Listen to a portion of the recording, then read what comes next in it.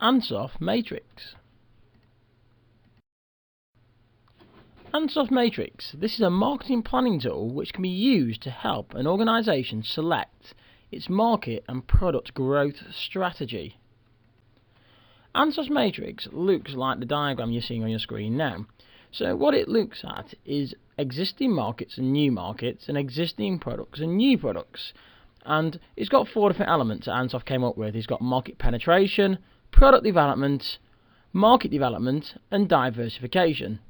So as you can see, according to Ansoff, your strategy that you adopt will be one of these 4. So if you can try and remember them as market penetration, product development, market development and diversification, that's a starting point. An even better way and a more analytical way to do it is to try and think about these existing products, existing markets and new products, and obviously trying to compare them. That is the key to it all. So for example, market penetration, as you can see, is an existing product in an existing market, whereas a product development would be a new product in an existing market. An existing product in a new market would be classed as market development, and new products in new markets as diversification. So let's look at each one of these in smaller sections to try and make it so it's more understandable. So market penetration, this is where an organisation focuses on selling existing products into existing markets. This strategy typically enables an organisation to increase its market share and potentially to grow organically to achieve a monopoly. Now remember, you can't acquire a monopoly, so growing organically is a great way of doing this. Strategy tends to lead to increased economies of scale, increased brand awareness, so you start to reduce your unit costs, you become more competitive. In this one here, you are actually becoming a larger player in your market.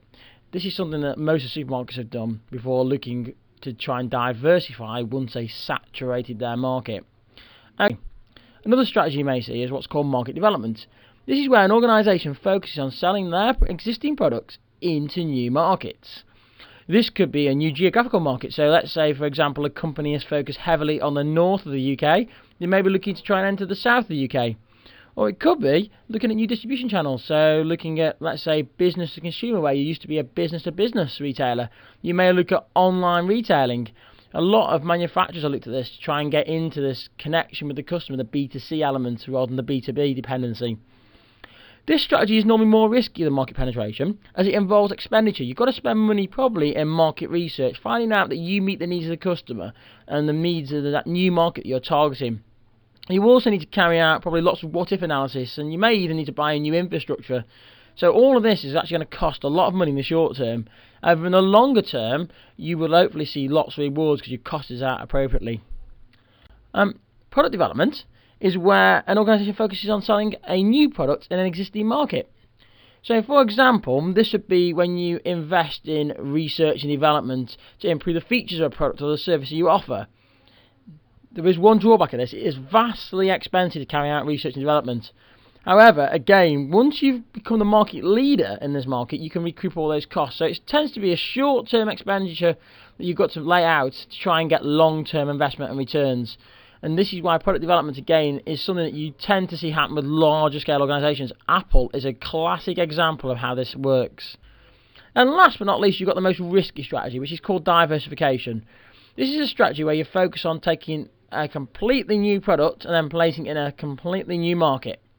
It's the most risky strategy, but also the most rewarding strategy, because you will be first to market if you get this right. This tends to be the most expensive method, because you need to do extensive market research as well as extensive levels of research and development to get the right product to the right customer. Because you're doing all this, it takes time. Again, short term, it is vastly expensive. However, this tends to work really well when you've established a brand and you've got high levels of customer loyalty. If you think about Tesco or Asda, the supermarkets have done this quite a lot. They've gone from their core market of retailing food, and they've diversified into things like the mobile phone, like Tesco Mobile, and Tesco Florist, or Tesco Flowers I think it's called. If you look on their Tesco website, you can see their diversification. They've moved into new markets. Some of this has been what they call joint ventures. If you have a look at my video on mergers, takeovers, that'll show you a joint venture where they've actually partnered them. So like Tesco, for example, to limit the amount of risk and to use the expertise of people like O2, its mobile network is a 50-50 split. But that is Ansoffs Matrix. Hopefully, you can now use Ansoffs Matrix as a tool to make an assessment of the marketing strategy that's been adopted by an organisation. you should really throw this into your exam. If you've got a BUSS4 exam, it's a great tool to throw into the exam. So try and remember it, look back over it, try and remember them different sections. It's really, really good for analysis and evaluation. Don't forget you can follow my YouTube channel, so give me a like on there, give me a follow on Twitter, and also check out my website, BeeBusinessBee.co.uk for more resources.